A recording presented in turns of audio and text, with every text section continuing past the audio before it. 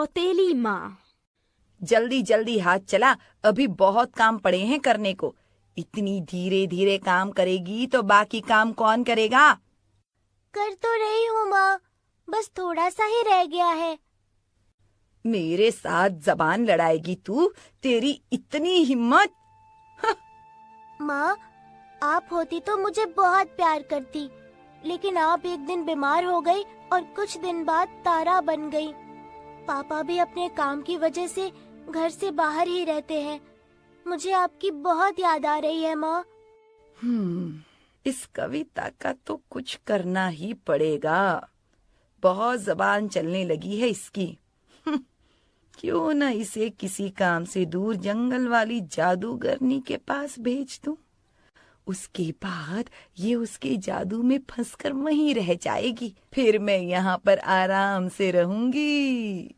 एक दिन रेखा सुबह जल्दी उठकर कविता के लिए नाश्ता लेकर आती है। अरे कविता बेटा, यहाँ आओ। देखो मैंने तुम्हारे लिए क्या बनाया है। तुम्हारे मनपसंद पराठे और दही। ये आपने मेरे लिए बनाया है? हाँ, सिर्फ तेरे लिए बनाया है। अब जल्दी से खा ले वरना ठंडा हो जाएगा। कविता रेखा का बनाया खाना खा लेती है और धीरे धीरे उसके मुंह पर मुस्कान आ जाती है। अरे कविता बेटा, मुझे अपनी एक दूर की बहन को कुछ सामान देना है। लेकिन क्या करूं? मुझे आज बहुत सारे काम हैं, इसलिए मैं जा नहीं सकती। कोई बात नहीं माँ, आप मुझे बता दो, मैं चली जाऊंगी वहाँ। ये तो बहुत अच्छा हुआ, लेकिन उसका घर यहाँ से बहुत दूर है। रास्ते में एक घना जंगल आता है। तुझे डर तो नहीं लगेगा ना बेटी? नहीं माँ, आप चिंता मत करो, मैं चली जाऊंगी। तो ठीक है, फिर तू अभी चली जा। कविता जंगल में चली जाती है। वहाँ थोड़ी दूर चलने के बाद उसे एक घर दिखता है, जहाँ एक बूढ़ी अम्मा पानी का घड़ा उठाकर बड़ी मुश्किल से चल रही थी। कविता दौड़कर उस अम्मा के पास जाती है और उनसे वो घड़ा लेकर अम्मा के घर पहुँचा देती है।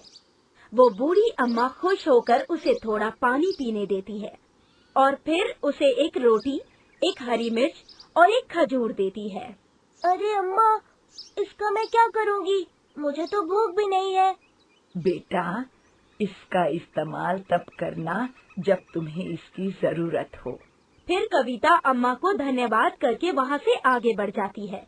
रास्ते में चलते चलते उसे कई जानवरों की आवाजें सुनाई देती है। उसके रास्ते में दलदल आती है, लेकिन वो पेड़ से लटक रही शाखा पर झूलकर उसे पार कर लेती है। उसके रास्ते में नाग आता है, लेकिन वो उसे प्रणाम कर देती है और वो नाग उसके रास्ते से हट जाता है। थोड़ी दूर चलने पर उसका पैर एक कंटीली बेल में फंस जाता है, लेकिन वह बिना घबराए उस बेल से अपना पैर निकाल लेती है और आगे बढ़ जाती है। दूसरी तरफ रेखा घर में इधर उधर टहल रही है। पता नहीं ये आफत की पोटली कविता अब तक उस जादूगरनी के पास पहुंची भी होगी या नहीं। है तो मुश्किल रास्ता, जहाँ से लौटकर आना बहुत मुश्किल है, और रास्ते में वो घना जंगल भी है। लेकिन मुझे तो तब तक तसल्ली नहीं होगी जब तक मैं उसे अपनी आँखों से उस जादूगरनी के घर में जाते हुए नहीं देख लेती।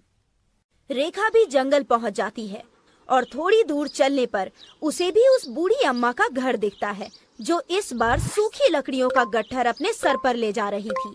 रेखा उसे देखकर अनदेखा कर देती है और आगे बढ़ जाती है। रास्ते में चलते चलते उसे भी बहुत से जानवरों की आवाजें सुनाई देती है, जिन्हें सुनकर वो डर जाती है। फिर उसके रास्ते में दलदल आती है, जिसमें वो गलती से पैर रख देती है और बहुत मुश्किल से बचकर निकलती है। दलदल से उसके कपड़ों पर कीचड़ लग जाता है, जिससे आसपास सूखे पत्ते और धूल उसमें चिपक जाते हैं। आगे जाकर उसके रास्ते में नाग आता है, जिसे वो पेड़ की टहनी दिखाकर भगा देती है। थोड़ी दूर चलने पर उसका पैर एक गड्ढे में फंस जाता है और वह घबराकर मदद के लिए आवाज लगाती है। जब बहुत देर तक कोई नहीं आता, तो वो किसी तरह खुद ही अपना पैर बाहर निकालती है और कराहते हुए आगे बढ़ जाती है। अगर मुझे इस जंगल में इतना डर लगा और इतनी तकलीफ हुई तो उस 9 साल की कविता का क्या हाल हुआ होगा।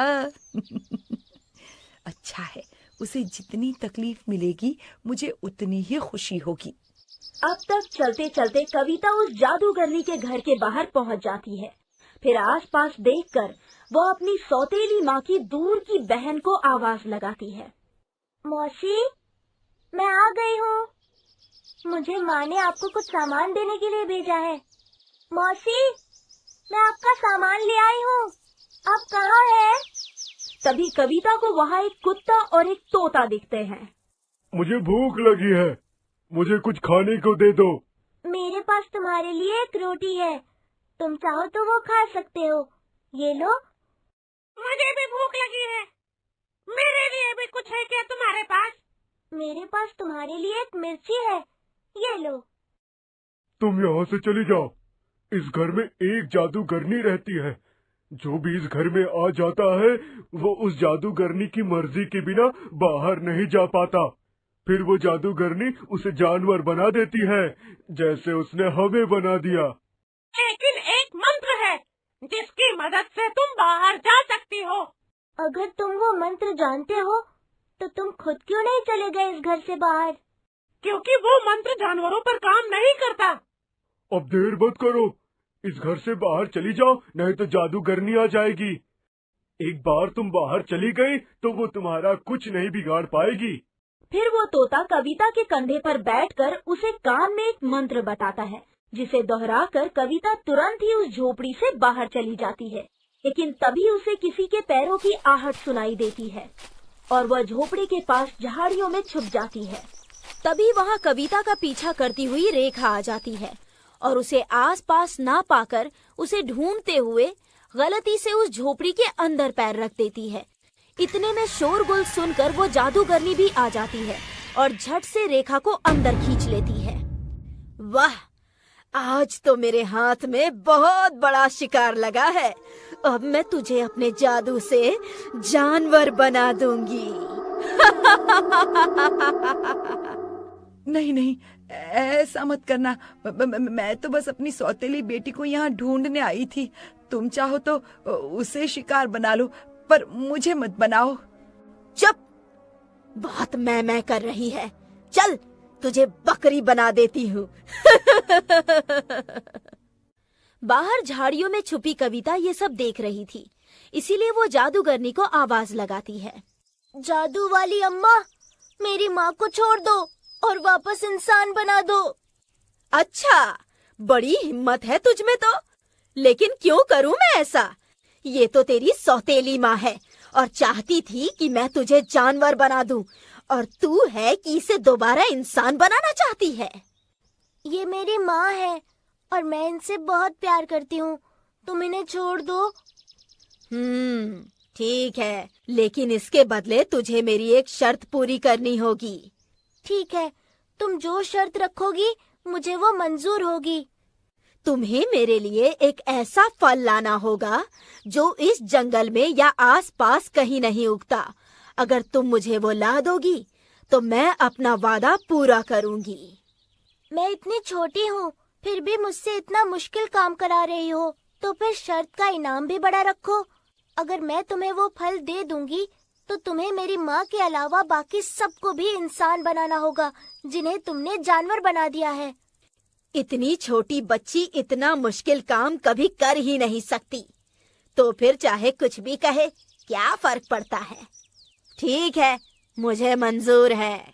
उसी समय कविता अपनी जेब से खजूर निकालकर उस जादूगरनी को दे देती है, जिसे देखकर वो हैरान हो जाती है और कविता की बुद्धिमानी को देखकर मुस्कुराती है। अरे वाह, तूने तो झट से मेरी शर्त पूरी कर दी। फिर देखते ही देखते वो जादूगरनी दोबारा कुछ मंत्र पढ़ती है और शर्त के हिसाब से उसकी झोपड़ी में कैद सभी जानवरों को दोबारा इंसान बना देती है। कविता बेटा, मैंने तेरे साथ बहुत गलत किया है, फिर भी तूने मुझे मुसीबत में अकेली नहीं छोड़ा। मुझे बहुत बुरा लग रहा है कि मैंने तुझे कभी माँ की तरह प्यार नहीं दिया। नहीं माँ, आप माफी मत मांगो, मैं सब कुछ भूल गई हूँ, आप भी भूल जाओ।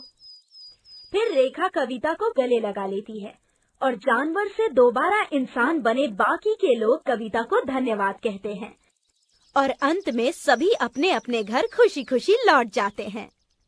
शिक्षा, हमें हमेशा दूसरों की मदद करते रहना चाहिए और मुश्किलों से कभी डरना नहीं चाहिए।